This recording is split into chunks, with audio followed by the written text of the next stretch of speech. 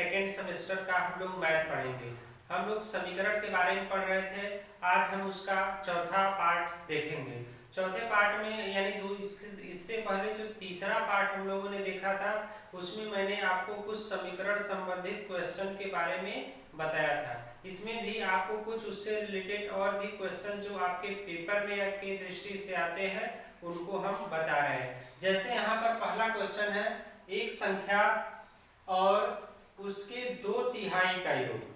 कोई एक संख्या और उसके 2/3 का योग क्या है? 35 है। तो संख्या ज्ञात करो। तो मैंने बताया था कि समीकरण को बनाने से पहले हम लोगों को क्या करना चाहिए? क्वेश्चन को अच्छे से समझना चाहिए। हम लोग क्या करेंगे? क्वेश्चन को अच्छे से समझेंगे, फिर हम लोग जो ज्ञात करना है उसे हम लोग क्या मानेंगे? x मानेंगे। जो ज्ञात करना है उसे क्या मानेंगे? x मानेंगे। फिर प्रश्नानुसार हम लोग समीकरण बनाएंगे और समीकरण बनाकर हम लोग क्या करेंगे? हल करेंगे। तो आइए हम लोग इस क्वेश्चन को देखते हैं। यानी एक संख्या और उसके 2/3 का योग क्या है? 35 है। तो मान लीजिए माना संख्या क्या है? आपका x है। आपका संख्या क्या है? x है दिया है और उसके 2/3 का योग, उसके 2/3 का योग क्या है? 35 है। यानी उसके 2/3 का योग यानी 2/3x, 2/3x। यानी इस संख्या का 2/3 यानी x का क्या है? 2/3 यानी 2/3x। आया समझ में? यानी माना संख्या क्या है? x है और इसी संख्या का 2/3 यानी 2/3x। तो हम लोग प्रश्नानुसार देखते हैं। प्रश्नानुसार देखते हैं कि एक संख्या और उसके 2/3 का योग, यानी जो एक संख्या है x है प्लस उसके 2/3 का योग, इन दोनों का योग कितना है? 35 है। कितना है? 35 है।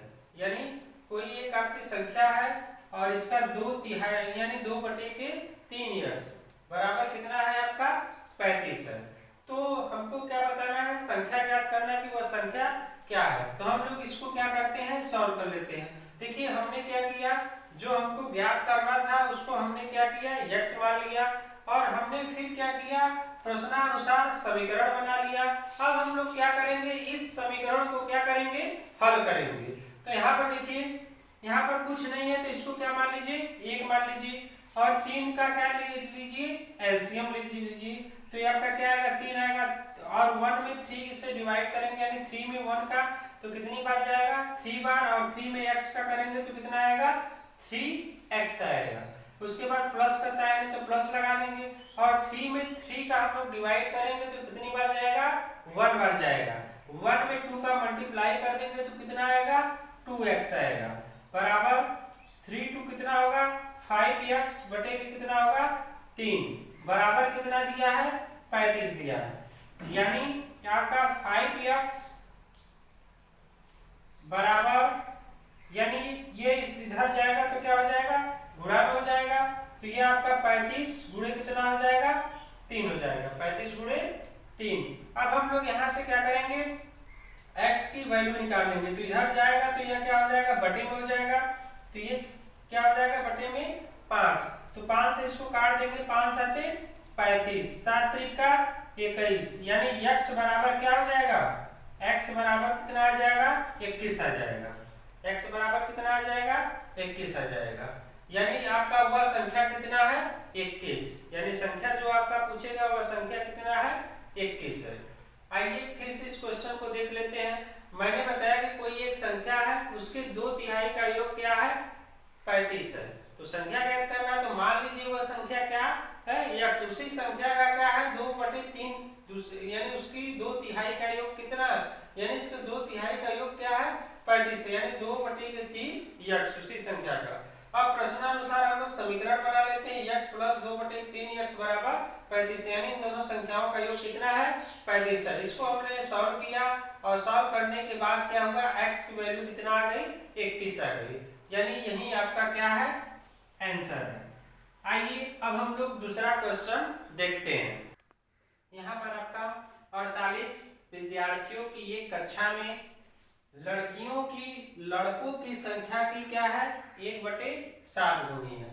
कक्षा में लड़के तथा लड़कियों की संख्या ज्ञात कीजिए। क्या है 48 विद्यार्थियों की एक कक्षा है, उसमें लड़कियों की लड़कों की संख्या का क्या है 1/7 गुना है। तो कक्षा में लड़के तथा लड़कियों की संख्या ज्ञात किया है, लड़की का भी ज्ञात करना है और लड़कियों का भी संख्या ज्ञात करना है। तो हमने क्या क्या करते हैं, हम लोग जो ज्ञात करना है उसको हम लोग क्या करते हैं x मान लेते हैं। तो मान लेते हैं लड़कों की संख्या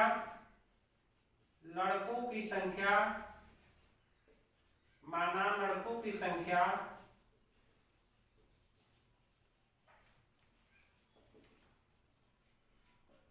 क्या है x है। उसके बाद तथा अब हम किसकी बताएंगे लड़कियों की संख्या, लड़कियों की संख्या यहाँ पर दिया है लड़कियों की लड़कों की संख्या की 1/7 गुनी, यानी लड़कों की संख्या का 1/7 गुना है। कितना है 1/7 गुना, यानी हम लोग कर सकते हैं 1/7 यक्स। क्या कर सकते हैं 1/7 यक्स है। अब हम लोग क्या करेंगे प्रश्नानुसार हम लोग क्या बनाएंगे समीकरण बनाएंगे, यानी पूरे टोटल कितने हैं, यानी यक्स आपके तो लड़कों की संख्या है, उसके बाद प्लस क्या है 1/7 यक्स क्या है लड़कियों की संख्या, उसके बाद टोटल योग कितना दिया है आपका 48 दिया है। यहाँ से हम लोग क्या करेंगे x की वैल्यू निकाल लेंगे। तो यहाँ पर हम लोग कुछ नहीं तो इसको क्या करेंगे 1 मानेंगे और यहाँ पर इसका एलसीएम 7 और 1 का लेंगे तो कितना आएगा 7 आएगा। अब हम लोग 1 में 7 का यानी 7 में 1 का भाग दे देंगे तो कितनी बार में 7 बार जाएगा, और 7 में x का करेंगे तो कितना आएगा 7x आएगा। और यहाँ पर क्या लिखेंगे प्लस लिखेंगे, 7 में 7 का क्या करेंगे डिवाइड देंगे तो भाग देने पर क्या आएगा 1 आएगा, 1 में 1 का करेंगे तो आपका क्या आएगा x ही आएगा। ठीक, फिर उसके बाद हम लोग क्या करेंगे इसको 7x 1x कितना होगा 8x बराबर कितना होगा 7 होगा, और इसके टोटल पूरा कितना है 48 है। यानी हम लोग यहाँ से x की वैल्यू निकाल लेंगे, 8x बराबर ये इधर जाएगा तो गुणा में हो जाएगा, 48 गुणे कितना होगा 7। अब हम लोग क्या करेंगे यहाँ से x की वैल्यू निकाल लेंगे, 48 गुणे 7 ये इधर आएगा तो क्या हो जाएगा बटे में हो जाएगा 8 6 48। अब क्या होगा 6 7 42, यानी लड़कों की संख्या कितनी आ गई, लड़कों की संख्या बराबर कितना आ गया 42 आ गया। अब क्या दिया है 42 का क्या है 1/7 गुनी है।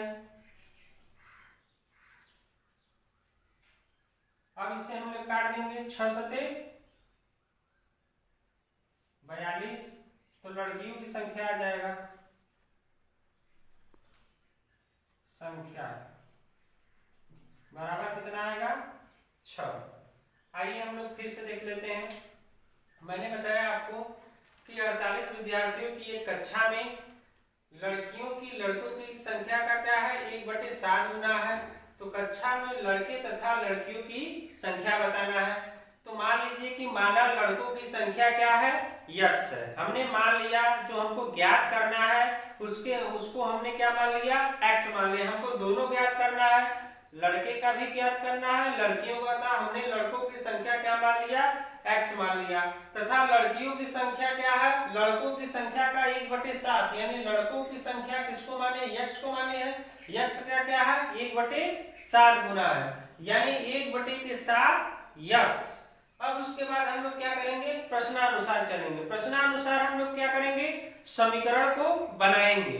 तो यहाँ पर क्या है x/1 प्लस या 1 x प्लस 1/7 और उसके क्या है x बराबर क्या है 48। तो हम लोग यहाँ क्या जब इसके नीचे कोई चिन्ह नहीं होता है तो उसको हम लोग क्या बटे में 1 मान लेते हैं। इसका हम लोग एलसीएम लेंगे और एलसीएम लेने के बाद इसको हम लोग जैसे सॉल्व करते हैं उस तरह से क्या करेंगे सॉल्व कर लेंगे, और यहाँ से x की वैल्यू कितना आ जाएगी 42 आ जाएगी। और उसके बाद हम लोग क्या करेंगे दिया है कि लड़कियों की संख्या 1/7 लड़कों का है, तो यहाँ पर से 42 गुणे हम लोग क्या कर देंगे 6/7 से काट देंगे तो लड़कियों की संख्या कितनी टोटल आ जाएगी? 6 आ जाएगी। यानी यह आपका क्या है? आंसर है। लड़कों का यह, लड़कियों का वह, ये आपका क्या है? आंसर। आइए अब हम लोग तीसरा क्वेश्चन देखते हैं। यहाँ पर आपका तीसरा क्वेश्चन है, एक आयत की लंबाई उसकी चौड़ाई से 5 सेंटीमीटर अधिक है। यदि आयत का परिमाप 40 सेंटीमीटर है तो आयत की लंबाई चौड़ाई ज्ञात कीजिए। तो हम लोग क्या करेंगे, जो हमको ज्ञात करना है उसको हम x मान लेंगे। तो माना चौड़ाई क्या है? x है।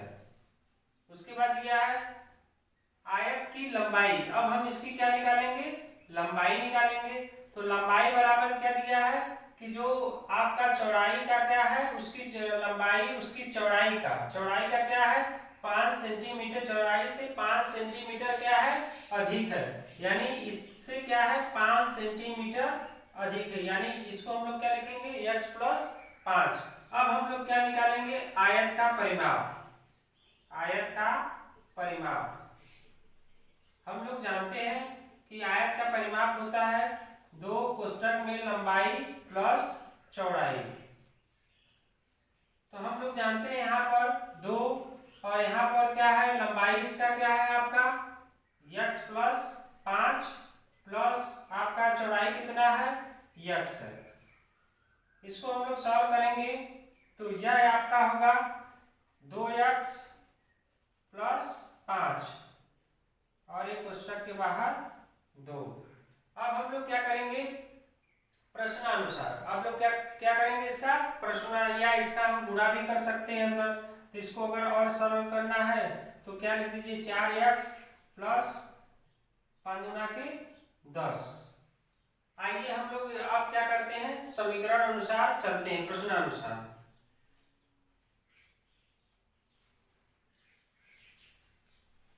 प्रश्नानुसार क्या है? यदि आयत का परिमाप 40 सेंटीमीटर है तो यानी इन दोनों का योग जो आपका है वो क्या है?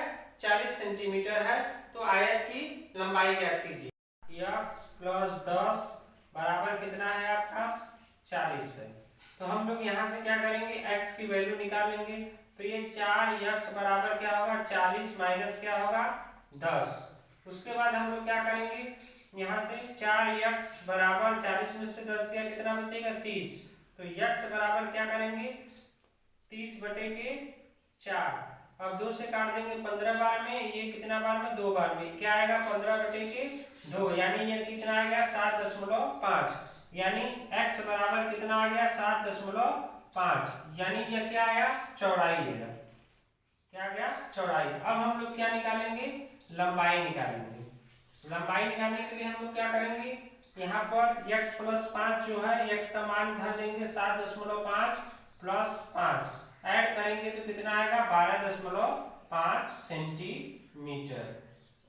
यहाँ पर भी क्या रहेगा? सेंटीमीटर। तो ध्यान दीजिए एक बार फिर से, मैंने बताया एक आयत की लंबाई उसकी चौड़ाई से 5 सेंटीमीटर अधिक है। यदि आयत का परिमाप 40 सेंटीमीटर है तो आयत की लंबाई चौड़ाई ज्ञात कीजिए। तो मान लेंगे कि माना चौड़ाई क्या है? x है और लंबाई क्या है? 5 सेंटीमीटर चौड़ाई से क्या है? अधिक है। तो x + क्या लिख देंगे? 5 लिख देंगे। अब आयत का परिमाप निकाल लेंगे। हम लोग जानते हैं आयत का परिमाप का फार्मूला होता है 2 ब्रैकेट्स में लंबाई प्लस चौड़ाई। फिर हम लोग क्या करेंगे? वैल्यू धरकर x और x + 5 जोड़ देंगे। जोड़ने पर आपका 4x + कितना आएगा? 10 आएगा। फिर हम लोग प्रश्नानुसार समीकरण बनाएंगे। परिमाप आपका दिया है 40, तो 4x + 10 बराबर 40। इसको सॉल्व करेंगे तो x बराबर कितना आएगा? 7.5। अब जो x आया है उसकी वैल्यू हम लोग लंबाई निकालने के लिए प्रयोग करेंगे। तो लंबाई में x की जगह पर हम लोग क्या रख देंगे? 7.5 और 5 जोड़ देंगे तो कितना आएगा? 12.5 सेंटीमीटर।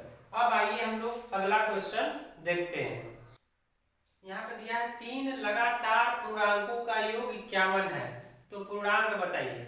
यानी 3 लगातार, जैसे 1 2 3, यानी ये 3 लगातार आने चाहिए। वो 3 लगातार पूर्णांकों का योग कितना दिया है? 51 दिया है। तो हमको जो पूछ रहा है उसको हमको ज्ञात, उसको x मान लेंगे। माना पहला पूर्णांक क्या है आपका x है। इसी तरह हम लोग क्या करेंगे, दूसरा पूर्णांक निकालेंगे। तो दूसरा पूर्णांक क्या होगा, x प्लस 1 होगा। इसी तरह हम लोग क्या निकालेंगे, तीसरा पूर्णांक, तो क्या होगा x प्लस 2 होगा। यानी ये क्या है, क्रमागत है, यानी लगातार आने वाले पूर्णांक है x प्लस 1, x प्लस 2। अब हम लोग क्या करेंगे, प्रश्नानुसार हम लोग क्या करेंगे, समीकरण बनाएंगे। ये दिया है कि 3 लगातार पूर्णांक, यानी जो इन लगातार पूर्णांकों का योग कितना है, 51 है। यानी x plus 1 plus x plus 2, इन सबका योग पूरा कितना दिया है, 51 दिया है। कितना दिया है, 51। तो हम लोग क्या करते हैं, यहाँ से x की वैल्यू निकाल लेते हैं। यहाँ पर देखिए x 1 2 3x बराबर 51, 2 1 कितना होगा, -3, इधर आएगा तो क्या होगा, माइनस होगा। तो 3x बराबर क्या, 51 में से 3 जाएगा कितना होगा, तो आपका कितना होगा, 48। अब हम लोग क्या करेंगे, यहाँ से x की वैल्यू निकाल लेंगे। x की वैल्यू निकालेंगे तो ये क्या होगा, 48/3 होगा। तो हम लोग 3 से इसको काटेंगे, तो 3 एक कम 3, और उसके बाद 3 9 कितना होगा, 16। तो x बराबर कितना हो जाएगा आपका, 16।